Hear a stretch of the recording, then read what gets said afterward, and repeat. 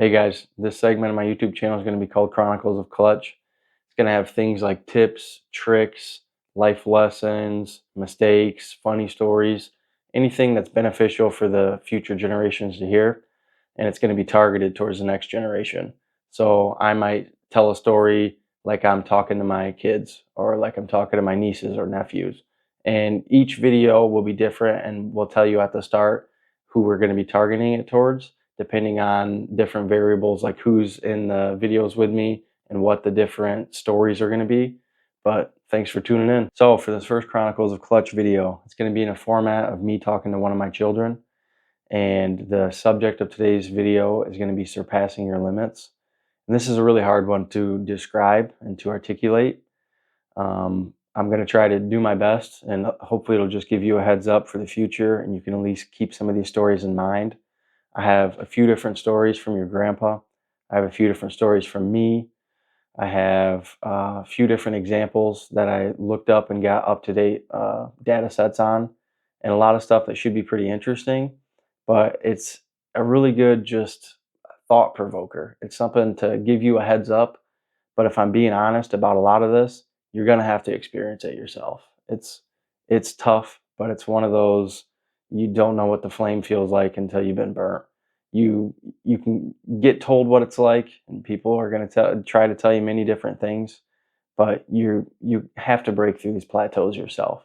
But I really hope some of these stories and some of the stuff that I'm going to tell you today will give you a really good heads up and a good head start on a lot of that learning and growing you're going to have to do. A lot of these, it's it's mental. It's mental blocks that are set up. It's psychological, and it's really tough to realize that they're there and that this is happening until you have to break through one of them and you can really see what you're capable of. So an example I want to start off with right away, heavy hitter, big one off the bat, I'm knocking the camera all over, is one that your grandpa used to tell me growing up, and this has really stuck with me, and I think it's an amazing story, so I'm going to share it with you. Um, so your grandpa was born in 1942, really into running track. Later years, set a bunch of records. He would say still haven't been broken, but I'm sure eventually they got broke, but they were held for a long time. So yeah, your grandpa was very much into track and into the records and just seeing how elite the sport could get and how fast people could run was very interesting. And I agree that is definitely a really interesting thing. And he would describe to me how at that time, back when he was younger, when he was a kid, people thought it was really impossible to run a sub 4 minute mile. And you had elite level runners who trained day in and day out, passing out on the track, failing, could not get under 4 minute mile. And they're telling everybody else it's impossible. Don't even try it. Can't be done. If I can't do it, you can't do it. This is my job. I run in the circle as fast as I can, day in and day out. And it's not going to be done. We are at the limit of what a human body can physically do. It's just not possible. And that psychological barrier really held people back for a long time. And then in 1954, the first sub 4 minute mile happened. So what would that be? Your grandpa was 12 when that happened ish. The first sub 4 minute mile happened and shocked the world. Honestly, I mean, from what I searched and from what I seen, it really shocked the world. It was an amazing time. Everybody didn't think that was possible, and then it happened. And not too long after that, in 1964, so 10 years later, the first high school athlete ran a sub 4 minute mile. So it went from, hey, this will never happen. You can't get it done. The human body can't do this, to somebody doing it. You have other people doing it, other people doing it. And now you have kids in high school who are running this sub 4 minute mile. And it was completely mindset. You went from it's not possible to you might go to school with a kid who's running a sub 4 minute mile. Obviously, not every single kid's running a sub 4 minute mile, but it became something where people could look to that number and it was no longer impossible. It was something for them to aspire to do. And all of a sudden, people when they're practicing, it's not, well, man, I'm trying to run as fast as I can, but when I get close to 4, I know I can't do it. So I'm trying my best, but it's not possible. All of a sudden, people are like, dude, you can run under 4. Try your best, run till you drop. And you had people, I mean, people were doing that, but you had people who are all of a sudden going sub 4, even in the high school track athletes. Adding to the allure of that, the fastest mile right now is 3:43, which is amazing.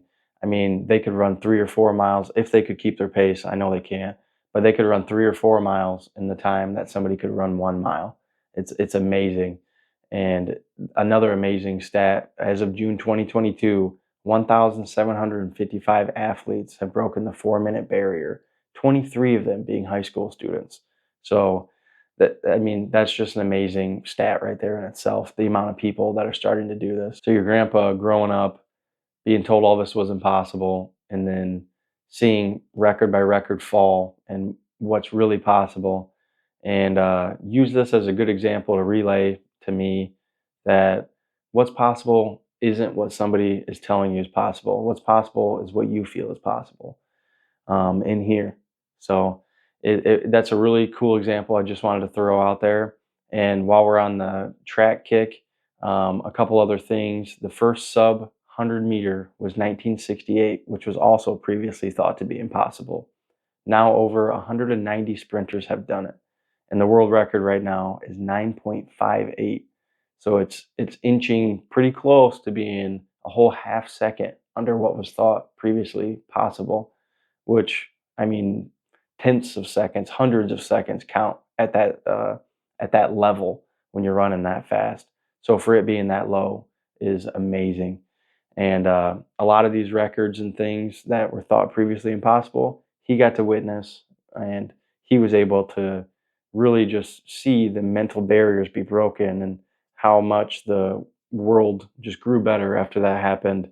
And all of a sudden, people had new targets to set their practice goals on. And all of a sudden, it's not sub 4, it's, oh, I want to be the first guy to run that 350 mile or whatever. And just really amazing, really good stories that he was able to first see firsthand and pass on to me, which I always thought was really cool listening to. And something I thought about, and uh, it doesn't matter if this is the case or not, but if you're watching this and you're thinking right now, are all those times just getting better because technology is improving, training's improving, you have people dedicating more time to it, you have athletes who aren't drinking arsenic and chain smoking cigarettes while they're running around like they used to back in the day, um, and they got better shoes, they got all this stuff. Even if that's the case, which I do agree, I think a lot of that stuff helps with the times, the records and the speeds, I should say. But it doesn't change the psychological fact of it. You can strap a new pair of shoes on, but if you think it's not possible to run a sub 4 minute mile, and you get to 4 minutes and 30 seconds and you just start to slow down, and oh, you're just not feeling it, you can't do it, it's not possible anyways, you're not going to break the record. Or if you have people who aren't strapping some new technology with springs and stuff in their shoes all of a sudden to their feet, and they're trying to break the 958 record Usain Bolt set with the 100 meters. If you have people trying to break that record with the same technology right now, which I'm sure his record will be broken one day, they have to break that barrier. They have to say, he was the fastest man alive. How am I going to do that? Am I going to become the new fastest man alive? How can I do that? They have to mentally get past that block. So your brain definitely has this limiter that stops you from being able to overexert and hurt your body when you're asking it to do things. So if you ask your hand to close and you squeeze as hard as you can and you're shaking and you're really trying, you're not squeezing as hard as your body physically can. If you were, you would squeeze until you break bones in your hand and you rip tendons off their connected areas and jack the muscles up.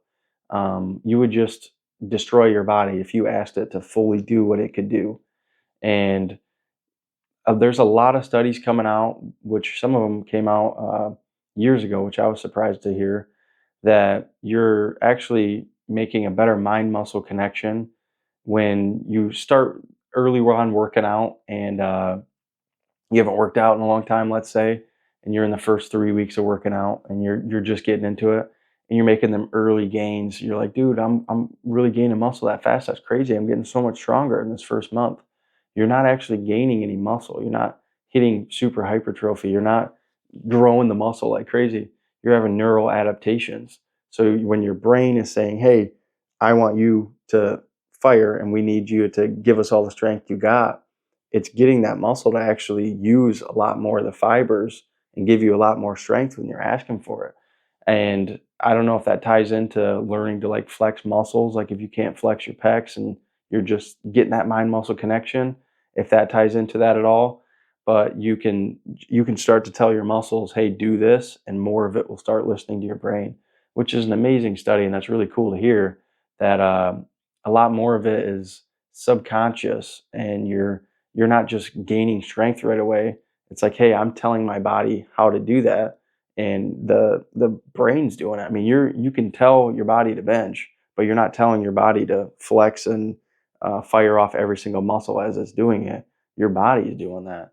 It's subconscious. I mean, you can try to isolate movements and lock your lats and do as much as you can. I mean, you can get really involved in it, but when it comes down to the actual force and moving the weight, your body is doing that. You're just telling your body to do that. You're saying, push this off me, and it's doing it. So it's really cool to hear that they're coming out with a lot more stuff talking about the mind muscle connection and the neural adaptations that happen from working out and things like that. So I've talked a lot about stories your grandpa told me. I've talked a lot about the science behind a lot of the subconscious mind muscle connections and neural things that are happening. Talked about some of the really cool sports things that have been broken that were thought to have been impossible. The next thing I'd like to talk about and give you an example of is something that's happened to me in my life, and a time where I thought I was at the peak and at the limits of what I could do. And when pushed to the edge, I found out what was really possible. So I'm sure you'll hear this story over and over again. But this is a really great example, and it's the most recent example. I've had tons of times like this, but this is the most recent one I can say. And it's with your uncle. So it's a good story. Um, so me and your uncle were trying to cut this tree down, and I've cut so many trees down. You'll see me cut down a ton of them in your lifetime. Uh, it's something we've done since I was younger, and it was always something that you could do, and you didn't have to pay somebody else to do unless it was over a power line or it was something super complicated.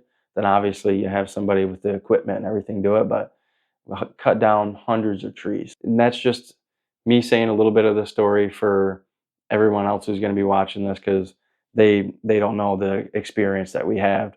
Me and your uncle, and all your uncles, I should say, not this just this specific one. Um, but it's definitely something that wasn't new to us. So just getting that out of the way right off the bat. Me and your uncle had to cut this tree down, a big pine tree, and we tried doing a little bit of math after the fact when the dust settled to figure out how heavy this thing was. We tried guessing the width a little bit because we had already chopped the tree up, and tried figuring this out after. Tried figuring out the width, the height, and then how much it would possibly weigh. And going off of the calculators we were finding online, it was right around 1,000 pounds for this tree. So not uber crazy. I mean, you can have massive trees. This wasn't super big, but it's definitely heavy enough to where it's if you get hit with this or if it falls the wrong way, it's going to do some damage. So best way to describe this, the tree came up, curved a little bit, and then shot up. And then, so the house is over here. Hopefully you can see the house is over here. This tree curved away from the house and then went up. So the plan was to just do the notch at the bottom of the the bend, and it didn't matter if it was bent or whatever, it would just still fall this way. And as a safety line, just to make sure that this thing fell the right way, We tied a rope to the top as high as we could, far enough back away from it where you pull it down and you're far enough from the tree, it falls down, you're safely out of the way. Um, and I think honestly, this day, the rope we used wasn't the rope that we normally use. And this will tie into the story later, but the rope started to get a little bit of sun damage to it. It was like a nylon. I don't know, not maybe not nylon, but it was one that got left outside, and it's the ones that start to really deteriorate in the sun. Like you see it on like a lot of coverings on the bungee cords and stuff, where it's like that cloth outside covering, and it just starts to deteriorate, and it's filled with like the plastic crap. It wasn't like a really good rope like we have nowadays. It was just, hey, this is a quick tree cut. Throw this rope on it. This rope will be fine. You don't have to crank on it or whatever. We'll have a nice wedge and it'll just fall right over. I think we had something like in the next few days, some event coming, and we needed this tree down. So it wasn't hodgepodge. It wasn't last second thrown together, but it was just, hey, we've done this so many times. This one will do. Throw that there. Boom, boom, boom. So I throw the rope on, we get it tied on. I'm keeping tension. Your uncle starts cutting the notch. Boom, boom, boom. He's doing good, gets to the notch. And that was probably the last good thing that happened in this story. So he gets the notch. I believe chainsaw might have bound up a little bit. So I let a little bit of tension off so then he could pull the chainsaw out. And everything just broke loose, man. I'm standing probably 80 foot away, 85, 90 with this rope. And just to give you a little bit more info on the tree, the base of it's probably 20 inches. It's a pine tree. Got the rope up as high as I could, and I got a good angle to it, but this tree's got to be 60 feet, 55, 60, maybe 50 foot tall. So I'm plenty far enough away, but I let off tension and he goes to get the chainsaw out of the notch that he had cut, and it's just stuck in there, dude. So I let a little bit more tension off. And at this point, he's got that wedge out already, but he was just doing like a little bit deeper and then he was going to do the back cut and it got stuck.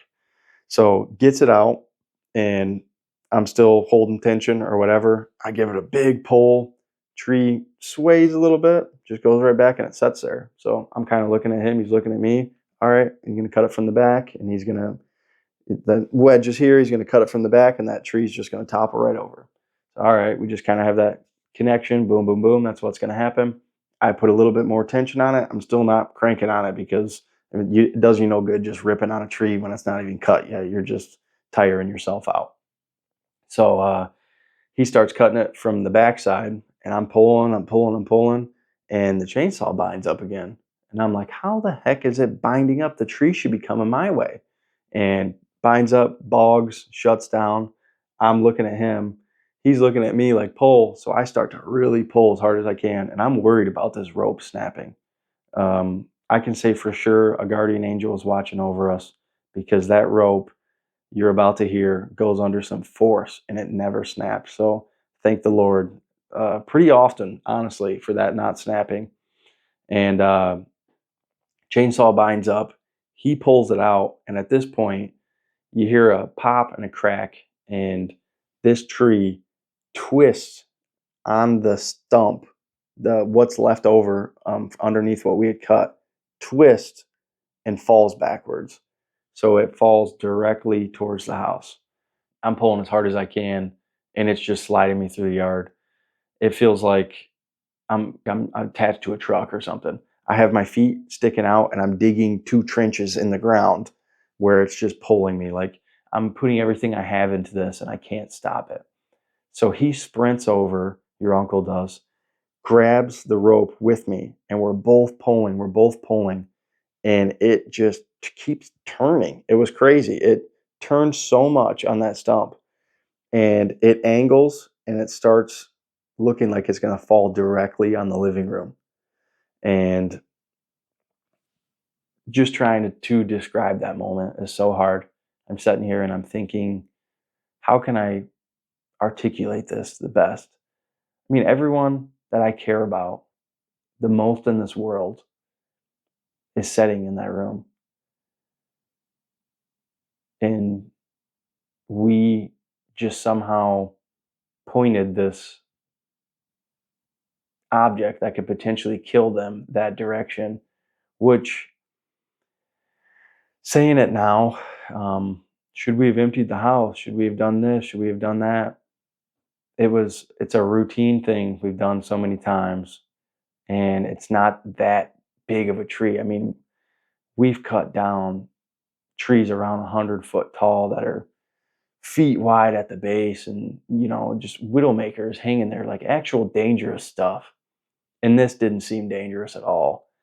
Um, so it just, all the stars aligned for it to just not work out our way, man. And it is leaning at this point. Here's the stump. It's leaning towards the house at an angle like that, looking like it's going to fall directly on the living room with, like I said, everyone I care about the most in the world's in there. Your grandma's in there. Uh, your mom's in there. Um, Everybody who I do not want to get smushed by a tree is in there. And I'm holding the one thing that can stop this from happening. And that house is so old and just made out of some of the cheapest wood you could find. I have no doubt in my mind that tree would have went right through that. So me and your uncle are pulling on this rope as hard as we can, as hard as I thought I could. And all that's rushing through my mind. Not only do I not want this tree to hurt anybody, I don't want to have to deal with the aftermath of being the guy that dropped a tree into the freaking house. I just have a million things going through my mind. And just can't believe, like, how did this situation end up like this? And I'm sitting there and I, lock my lats back, set down into it like I'm doing a tug of war, and I pull as hard as I can. And that rope just starts to get skinny and stretch. And I'm praying, please do not break, do not break. And I pull as hard as I can. Your uncle pulls as hard as he can. And it just stays stationary, held at an angle towards the house. So I start digging with my feet holes. I need footholds. I need something. I need a little bit of a mechanical advantage here. I need any advantage I can get. And I dig a decent trench, 3 foot long maybe. And then your uncle starts to see what I'm doing. He gets involved. He's helping. We dig a pretty good trench. By the time we're done, it's maybe 4 foot long, 6 inches deep, if that.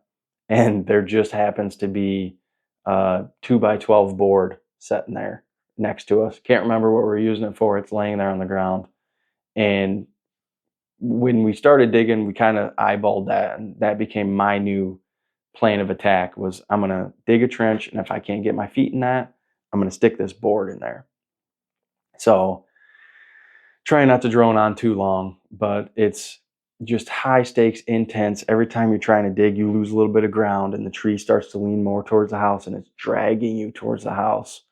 And get this trench dug, put the board in there, and I still remember I sat down right on my butt.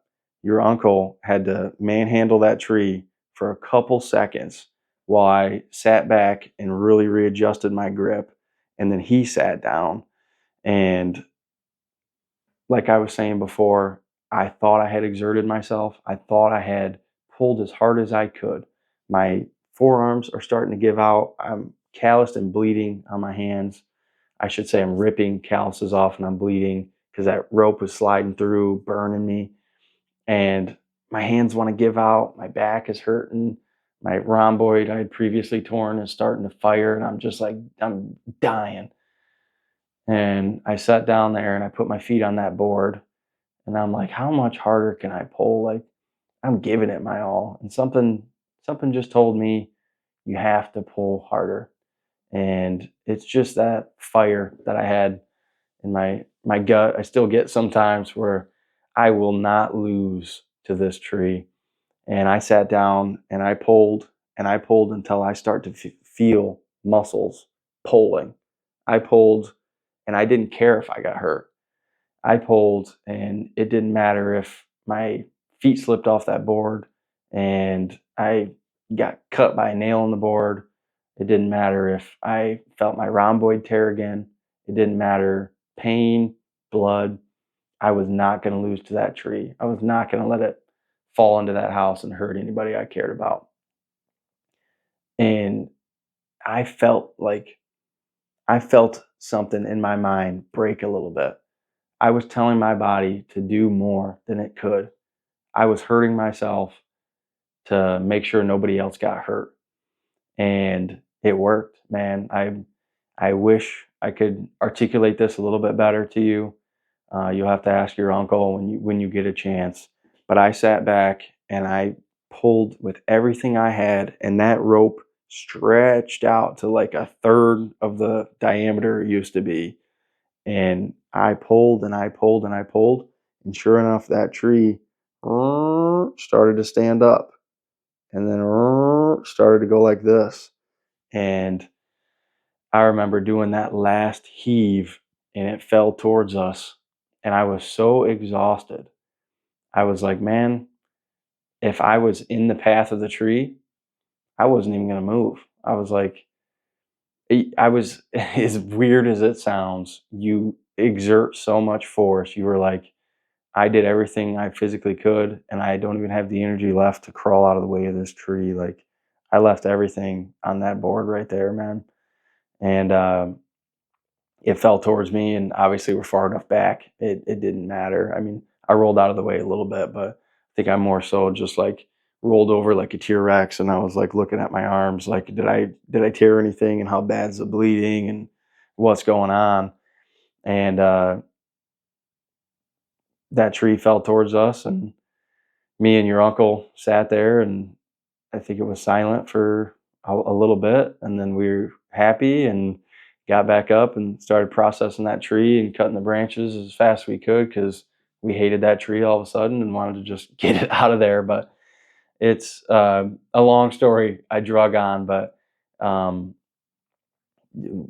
I just want to express to you that moment where you're holding onto that rope and you're the last thing that's stopping somebody from getting hurt, somebody you care about at that.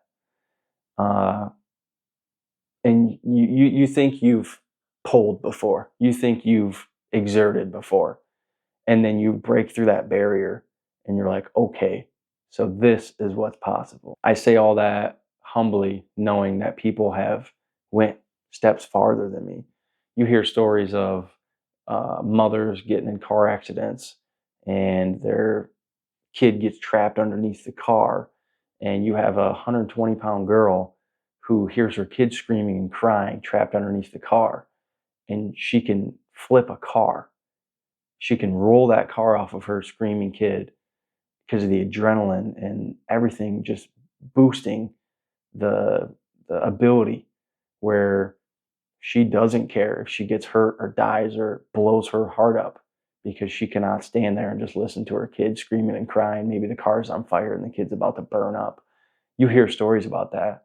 Or police when they show up and they have the same situations where all of a sudden they can um, maybe flip a vehicle or hold a vehicle back from falling. So many stories. I can't think of any specific ones, but something I can tell you now that I'm thinking about that subject. Uh, your mom used to drive a 2003 Chevy Silverado rust bucket truck. Got in an accident. Winter time. It's just super snowy, and the truck did not want to go and it did not want to stop. So she was part of a pileup. It wasn't her fault. Somebody ran a light, hit somebody, and then the light turned green, and people came around the corner. And long story short, everybody ended up hitting everybody. Well, she hit somebody and then got rear-ended.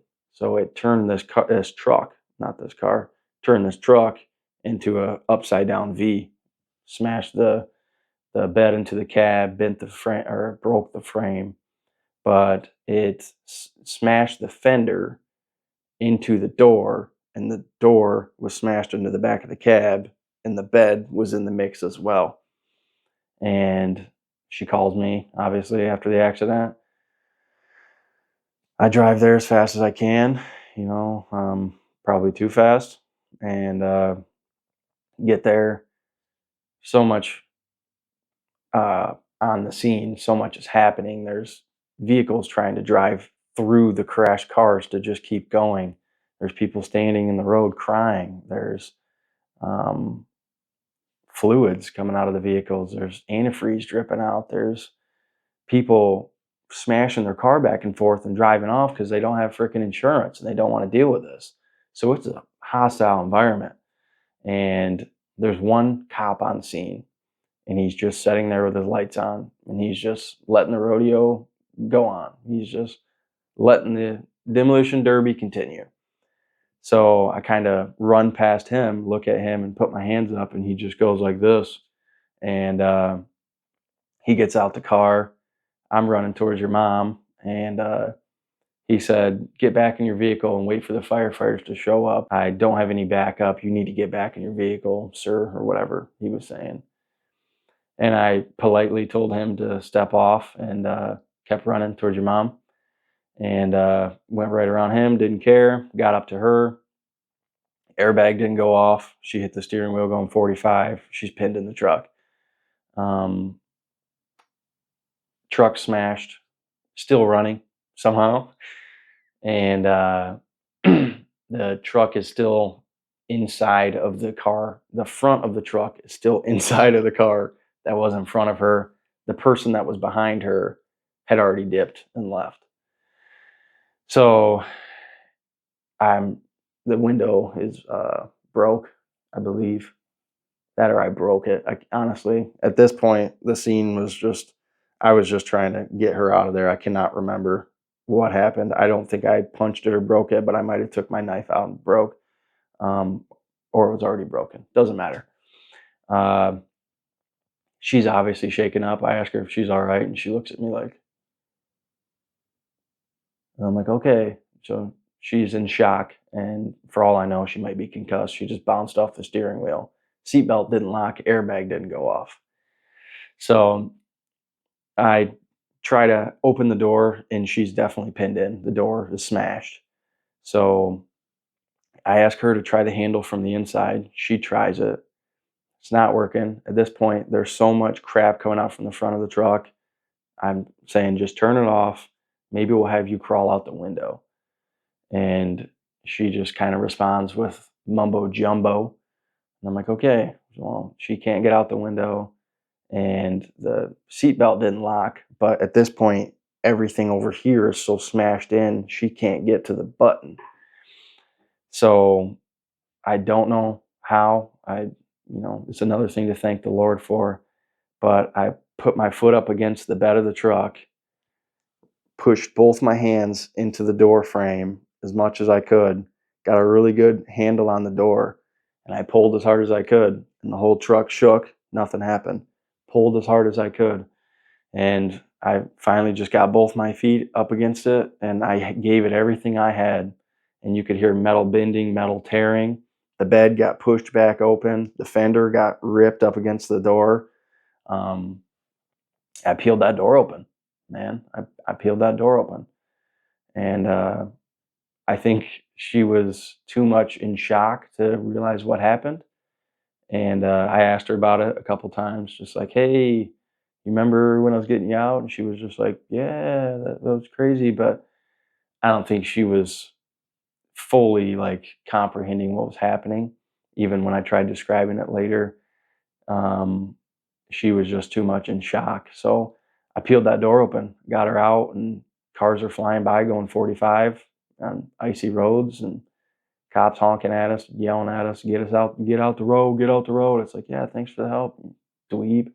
So, and then he gives us a ticket after all that because we were the last vehicle left at the end of the pileup, even though, and now I'm getting off on a tangent, even though the back of her car was smashed up and there was different colored paint on the back of it, and somebody had obviously left. And then this dork sits in his car while I have to rip this door open to save your mother. But anyways, there's a lot of good cops out there. Just sometimes I'll go on a rant here and there about one, but don't get me wrong. I really appreciate cops and what they do. Anyways, that's another long rant. But I honestly peeled that door open with the front quarter panel, the fender, and everything on the door, and then the back of the cab pushed on the door and the side of the bed in the mix, and really bent that door open. And that door stayed bent open like that until they scrapped that truck. Man, it was really something that I can't really explain how I did that, but the adrenaline was pumping and she wasn't looking good in the truck and it was so freezing cold and she's going into shock. I had to get her out of there. And I wasn't waiting for anybody else to make that happen. I was proud to be able to be strong enough at that time in that moment and capable to do what I did and get her out of that truck. I know all this it's tough to comprehend yourself unless you're there and if you have your hands on the rope and if you get a pull at it, if you have your hands on the door of that truck when somebody you care about is stuck in there and they're going into shock and starting to really shake really bad, and it's hard. I know it is, and I was young and confident and thought I had reached some of the plateaus of what I could do myself, and then you hit a moment like that where you all of a sudden you get a new mindset on it because you either were break or be broken. And I'm saying that pretty humbly because, like I said earlier, I know there's people who have been at that next step farther than me. There's so much good resources online about um, Navy SEAL, like Hell Week and training and uh, trying to join dev group or anything where it's like just like the elite of the elite. Um, but I mean, obviously, you get too elite, they don't tell you too much about the training and stuff. But when you're starting to become a pretty elite operator, I would say there's a lot of really good resources online, things about that. I don't know. I didn't do anything like that myself, so I can't speak on it personally. But watching podcasts, you can get a really good example of what it would be like if you were there from people who were there.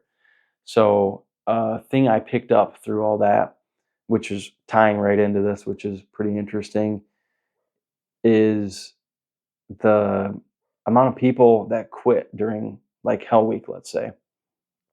There's people who made it through that, and they'll say on these podcasts, physically, probably 95, 98% of the people that are there, or whatever number they said, I know it was high 90s, physically, they could do it. These guys can make their body rook. They can make their body swim. They can make their body move and operate without sleep and without food and all the other really rigorous things they make these guys go through.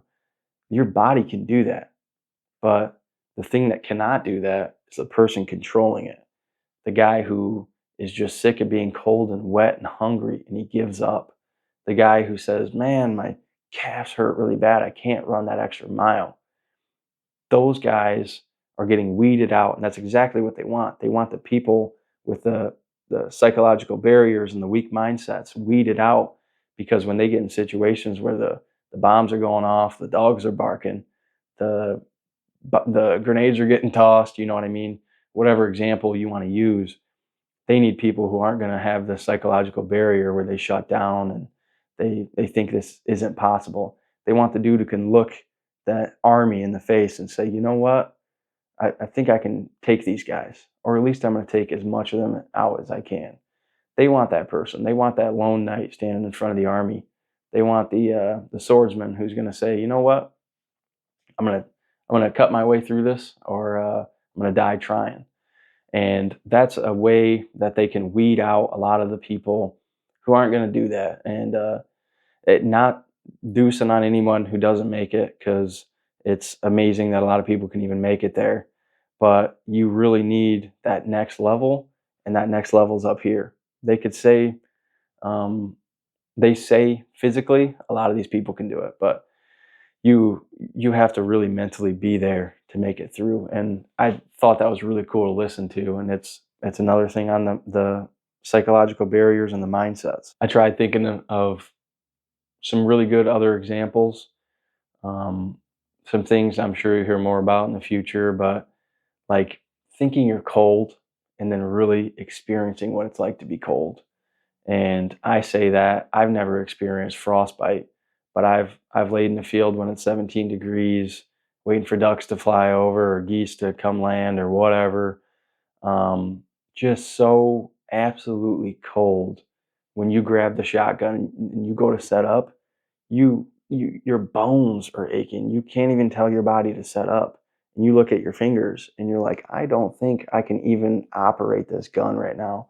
Just undescribably cold, chilled to the bone. And we've went on so many camping trips and hunting trips and other situations where I wake up in a sleeping bag and I put my head in the sleeping bag because I was so cold, zipped it up, leave a little bit so I still, feel like I'm at least not suffocating myself. But the inside of the sleeping bag is ice from my breath, stinky little freaking icicles from my breath, just all frozen in there. And then you're cold to the bone. I mean, if you were to take your phone out and try to type something, your fingers are going in slow mo. Your mind's trying to tell your fingers to move and they won't move. Your body just starts to shut down. So I've been what I thought was cold, and then I've been that cold, but I haven't been frostbitten cold. I've been so cold where you have nerve pain for hours after you warm up, but that's just another example. Think about situations you've been in or you will be in where it applies for anything. Okay, I thought I've been hot before. I thought I've overheated. And then you get hot, and then you get so hot you stop sweating. And then you get so hot you start to see stars, and multitude of examples. Um, but there's layers and levels to everything. And having the mindset to where you can keep pushing yourself, or to where you can just embrace that it sucks and you can keep moving on. You can say, you know what? I can get this done. If other people can do it, I can do it. Or I'll be the first person to do this. If anybody can do it, I can do it. And it's really important to be cognitive of that because I mean, you can have a sucky situation and you gain nothing from it, or you can have a sucky situation that you're proud that you made it through and you challenged yourself and you grew as a person from it. So I once again, I understand it's hard to picture and hard to imagine, but it's good to be cognitive of the layers of everything and mentally how you can challenge yourself and how you can teach yourself and train yourself. You can bounce off that rev limiter and you can say, okay, I thought I could go here, but I hit a little bit here and I could do it. And then before you know it, your rev limiter went up a few thousand RPM. You're you're operating at a higher range than you could previously. And it's something that's going to tie into some of the other future videos, but it's more than just a mindset. It's something you have to always be thinking about. It's something I wish I could describe a lot better, but I don't think I can just sit down in a few minute video and describe it. It's going to be something where you're you're going to get a heads up from me, but one day you'll come up to me and you'll say, you know what, I get it. I finally get it. Um, which I had the opportunity of doing with your grandpa, which whatever it was back in the day, fighting school ground kids or whatever was going on. Uh, I remember quite a few times going up and saying, I finally get it. Something clicked today. And I'm hoping that this will help you get to that moment. And one day you'll say, you know what? Finally clicked. I got it.